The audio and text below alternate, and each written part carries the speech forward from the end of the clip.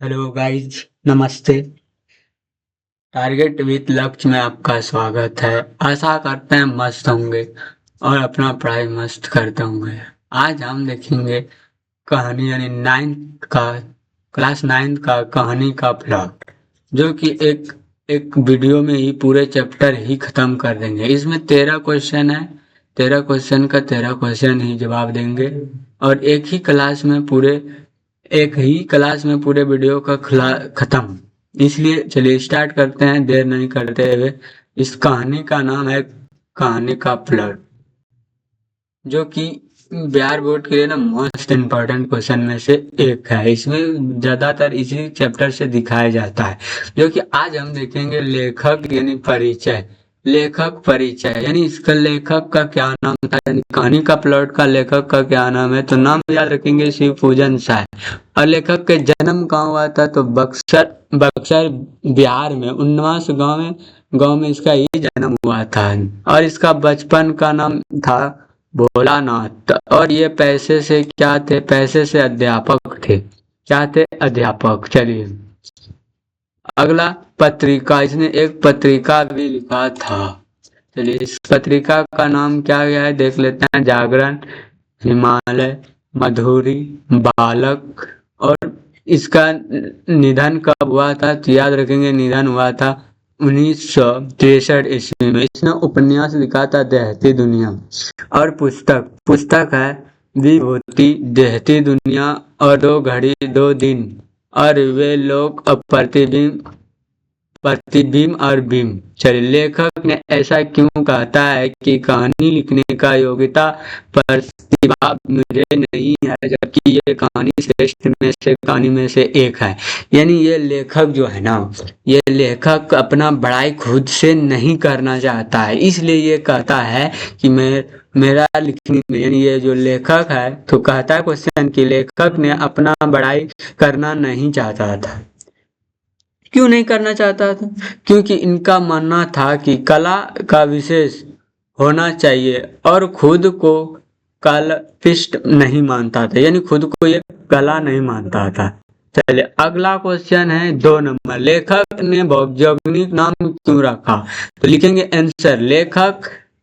लेखक ने कहा लेखक ने कहानी का महिला पात्र का नाम भोगजोगिनी इसलिए रखा क्योंकि ये एक सच्ची घटना पर आधारित थी और ये महिला पात्र का नाम उजागर नहीं करता था। चलिए अगला क्वेश्चन 3 नंबर। भोगजोगिनी के बड़े भाई क्या थे, यानी भोगजोगिनी का बड़े भाई क्या थे। ना चले कहाँ, भगोनी के भी बड़े भाई दरोगा थे और बहुत कमाया करते थे। यानी जो मुंशी जी, भगोनी बोलते नहीं, मुंशी जी के बड़े भाई क्या थे, तो याद रखेंगे मुंशी जी के भी बड़े भाई बहुत दरोगा थे और बहुत कमाया करते थे।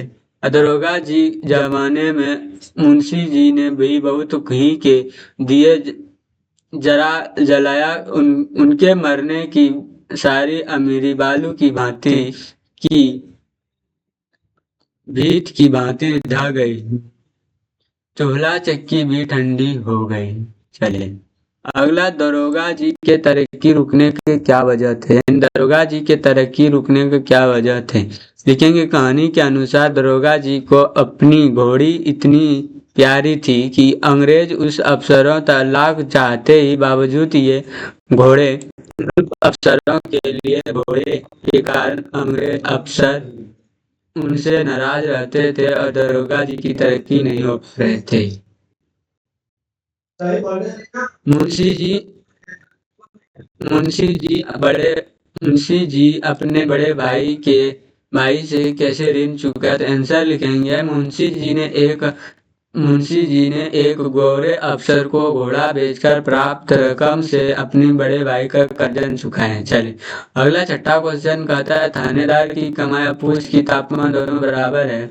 लेखक ने ऐसा क्यों कहता है, लिखेंगे आंसर। दरोगा जी ने जीवित रहने पर भी जो खुशी और मस्ती थी वे उनके मरने के बर्बाद तरह से खत्म हो गई। युक्त बातों पर इसी बात पर इस घटना पर कही गई है। चलिए, मेरी लिखनी में इतनी कमजोर, यानी वो लेखक कहता है मेरी लिखनी में इतनी जोर नहीं, लेखक ऐसा ही क्यों कहता है। लिखेंगे आंसर, मेरी लिखनी में इतनी जोर नहीं है, लेखक ऐसा इसलिए कहता है कि क्योंकि वह मानता है कि उसकी लेखनी में इतनी शक्ति नहीं है, वह समाज की सभी समस्याओं को हल कर सकती है। चले, 8वां नंबर, भगजोगिनी का सौंदर्य क्यों नहीं खिला सका। तो लिखेंगे आंसर, भगजोगिनी का सौंदर्य इसलिए नहीं खिल सका क्योंकि वे गरीब की चक्की में पीसे हुए थे और गरीब के कारण उस पर्याप्त पर्याप्त पोषण नहीं मिल पाया, जिसके कारण ये शरीर और मन मन दोनों कमजोर हो गए और इसने इस पहनने के लिए कुछ कपड़े, बालों में तेल लगाना और 2 वक्त की रोटी तक नसीब नहीं हुई थी। चलिए, 9वां नंबर क्वेश्चन।